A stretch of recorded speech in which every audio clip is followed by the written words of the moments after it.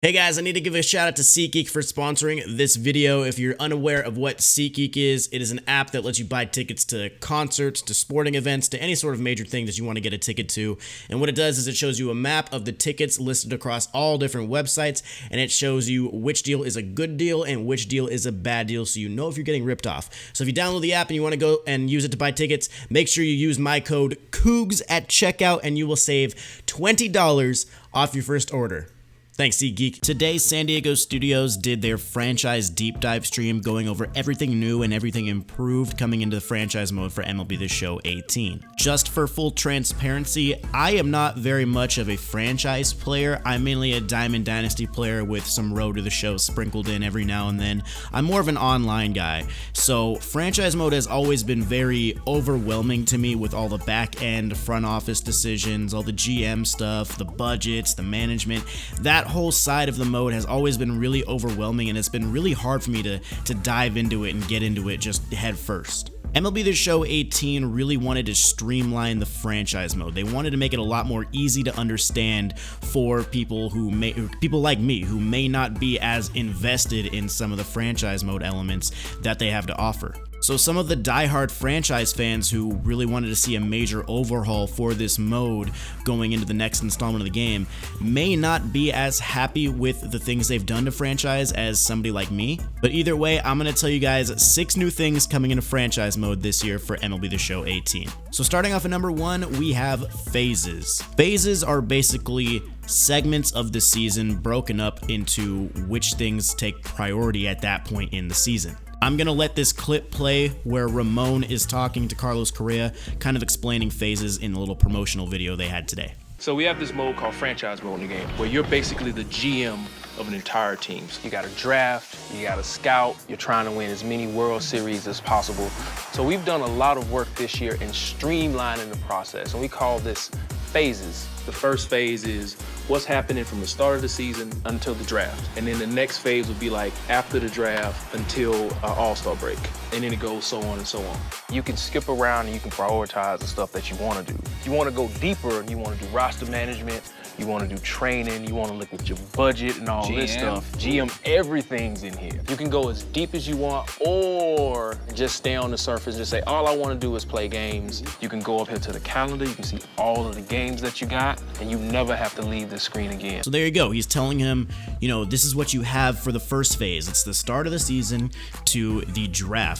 What do you need to prioritize from there until there to really make sure you're building the franchise in a correct way? For the first phase, of course, you're going to have the games that you need to play, but you're also going to have stuff like scouting. You're going to want to be going over your sponsorships. You're going to want to, keep in mind your budget for the season. There's not going to be a lot of major moves happening right off the bat in the beginning of the season. You kind of have to see how the season plays out to determine what moves you're going to be making. But the phases feature is going to be able to give you everything that you need to keep in mind right in front on the first page of the franchise mode. And that's one thing they really wanted to emphasize, is that you really never have to leave the first page of franchise mode. Now, you of course can, and you can go much deeper. So if you need to go to the right, you can check out your budget, your GM stuff, your 40-man roster, set your lineups, do all the other stuff that franchise had in the mode last year, but you just can do everything you need to do to make sure that you're actually playing the mode on the first page.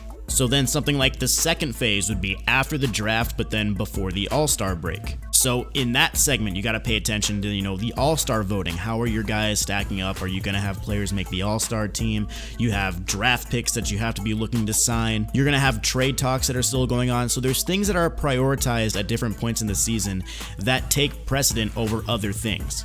Like June and July, you're going to be more focused on the trade deadline than you would be thinking about who you might be signing in the offseason, at the end of the year. Like, that's just the trade deadline is more important at that time of the year, and that's kind of what Phases is focusing on. For somebody like me who's not a big franchise player, this excites me. This gets me intrigued in the mode, because this is a way for me to really experience the mode and experience all the features that it has to offer without me getting too overwhelmed by looking at everything at once. This kind of separates everything into, seasonal, prioritized items, and this gives me all the tools to really know what I need to do at what specific points in the season. So personally, I really like this feature. I could see maybe why some people wouldn't like to this feature, maybe diehard franchise fans who really understand the ins and outs of the game mode, maybe they're not as, crazy about this because they've just been playing franchise mode and they understand how all these work. But for somebody like me, I really do like this feature. Coming in at number 2, we have improved trade logic. So I'm going to let Matt Schaefer and Clayton Reed talk about what was going on in franchise mode involving trades, and then I'm going to discuss afterwards. So another thing I want to talk about is that we reviewed our trade logic this year, and we found some issues that actually needed to be addressed. Clayton and I were looking through it with Daniel, and we found that there's a bunch of players that were actually being traded that weren't supposed to be traded by the CPU. We found that injured players were being traded, so we fixed that. We found that people on the actual waiver wire were being traded. We fixed that. And we found out in the offseason, actually players with no contracts somehow were being traded by the CPU. So that was a bad one. We wanted to just let you guys know that we fixed that. We also took a look at the trade finder and we optimized it. So it should run faster for you guys, especially around the trade deadline, because it uses the same logic during the sim as the trade finder. So that's going to be a little quicker for you guys. You guys, I think, are going to appreciate that, because some of those trades for those guys that were average, worst case scenario, could take up to 10 seconds last year. So it's going to be a little quicker for you guys, and it's something that, I think is pretty cool. So once again, didn't play a lot of franchise mode, didn't really experience too many crazy trades like that, so not really much for me to touch on right there. One thing to note is that it doesn't mention anything about like 3-team trades or multiple team trades other than just, let's say the Angels and the Dodgers made a trade or whatever. So don't look for any multi-team trade deals this year, but at least the trade logic should be a little bit more improved and make a little bit more sense when it comes to specific players like the ones they mentioned. All right, coming in at number 3, we have improved retirement logic. Once again, I'm gonna let the clip play and then I'll discuss. One of the things that I think you guys are gonna really like, the guys that are franchise players, is that we took a look at the retirement logic and rewrote that this year because we found some things that we just didn't like with it. We made some tweaks to make it more ability based. We had a lot of issues with some old guys retiring. Not old guys retiring, but older guys were retiring a little too soon. And Clayton also knows, because we've talked about it, we had prospects retiring, A potential, B potential prospects that are young that are retiring. And I mean, it just didn't feel right. It didn't sit well with most of us, and we wanted to make some changes here. So what I want to show you guys is some cool stuff we found after we wrote the logic and we were testing it out. Travis, can you switch to show us some of the older guys in 2017? So here's what we did. We took a save file in 2017 game, and we simmed to the postseason, and we went to retirement. So what I want you guys to notice here is that we have a group of guys here. Scott Kazmir, we got Hanley Ramirez, Gardner, Urban Santana, Gardner, and J.A. Happ down there. These guys all retired based to their age. So what I did is I took that same exact save file and I brought it over to A-Team with our new retirement logic. And can you go to the next slide, please? You can see that none of these guys retired, which is cool. It's really cool because I have some stuff here I want to talk about. Kazmir was a B potential, 81 overall, 34 years old, and he was retiring. He's not going to retire now. Yeah, he was still your third best starter on the team. Santana, B potential, 77 overall, 35 years old, not retired. Ramirez, B potential, 74 overall, 34 years old. He didn't retire either. And then J.A. Happ I have here, B potential, 67 overall, not so good, 35 years old, but he still has a year or two left in the tank. So what we noticed is that this is much more, I think, realistic, and it feels better. And you guys look up there too. This is all based on ability and injuries. Not so much age. If you go down to the bottom, you can find some ones with a poor free agent market. But I promise you, it is not like it was last year. That's scraping the barrel of those players. We looked at them, and they're like D, F potential guys. I mean, you may find a C or so in there, but these are guys that are legit not going to make a team that are retiring or like really old and retiring. As well as injury. So it just feels much better. So this one actually, I saw a lot of people on Twitter, like throughout the year of MLB The Show 17, posting really odd free agent or really odd retirements from specific players. Like I saw somebody said it was like Bryce Harper retired due to a poor free agent market one time. And it's like, that doesn't really make sense. So I'm not totally sure for you big franchise guys how many guys you have with like a potential that could be like, you know, future like stars for your team, maybe retiring either due to a poor free agent market or injury or whatever. I'm not sure how many of those guys would retire in last year's game, but it looks as though in 18 you won't really have to worry about that too much because they have improved the retirement logic to at least make it a little bit more realistic and make it more makes sense. So hopefully that will be an improvement on last year's game. So number 4, we're going to talk about position adjustments. This is mainly going to focus on the bullpen, and it will happen across the entire league in franchise. So say for example you have your setup man and your closer. Your setup man is coming in the 8th inning every game and he's shutting down batters, you know, just getting 3 outs every single time he's up there, not allowing many base runners, just keeping it very, very steady, just doing his job. And let's say your closer is struggling a lot. Let's say your closer is really not getting the saves, he's blowing saves, he's, you know, getting losses and stuff. His ERA is high, his whip is high, whatever it may be. If you have the setting checked to automatic, every series the game will look over those stats and will look over the performance of your starting guy and your you know, setup guy and maybe even other bullpen positions as well, and it will make the adjustments necessary. Let's say your guy has blown 5 saves and it's like, you know, just at the All-Star break, like that's a lot. So the game might make a change and put your setup man into the closing role. Again, this is only if you have this on that automatic setting. If you have it as manual, you're still gonna have to make those moves yourself, so don't worry about the computer making roster moves for you if you want to do it all manually. But if you do have some roster moves set to auto, your positions might be changing in the bullpen based on performance, which I actually think is a pretty cool idea. All right, coming in at number 5, we have draft improvements. So once again, this is something I'm not too familiar with. This has to do with some stuff about the collective bargaining agreement with the real MLB. It has to do with the way the draft works in last year's game. So once again, I'm gonna let the clip play and then I'll talk a little bit about it. So we're gonna sim to the draft day. This is the draft day. What happens is it's actually at the end of the day, so we have to sim it in order for our game to be done. So we're gonna sim it. Last year, you want to talk about this? Feel free. All right. So last year there was actually an issue. It wasn't an issue. It was just a bad design experience where if you get to this screen, you press the circle button. What would actually happen is it would sim the entire draft. And that's not cool. We didn't want that. So we fixed it. Yeah, that's one of the issues. Now the second So now issue if you get here and you go, oh, hold on, I want to check out something, press circle, it's fine. You don't have to worry about it simming your entire draft. You just lost out on some picks, potentially whatever.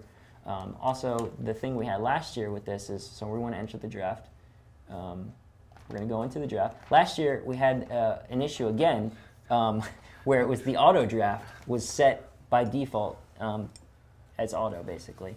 And you would jump into the screen. If you didn't realize it, you'd be stuck in the screen and your team's drafting away. You had no input. You just had to back out. That wasn't a good experience. So it's on manual this year. If you want, you can go through the pick. You could say, okay, so I have 30-team control right now, so I would pick my player. If I didn't want to and I just wanted to, I could press circle and it would back out and it would auto-draft everybody. 2 other things, I think Clayton might want to be able to talk on this. He can speak for this a little more. He was involved with this, that we added this year, are the competitive balance rounds, which comes after round 1 for round A.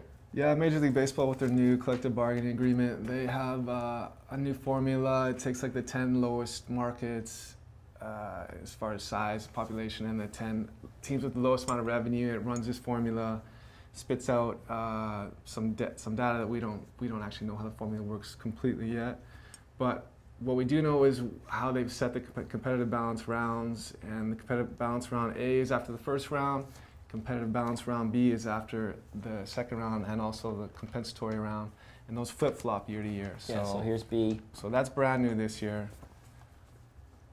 Yeah, it's just something again that we wanted. Keep scrolling to the right, you'll see there's competitive balance round B. There's B, yeah, right after.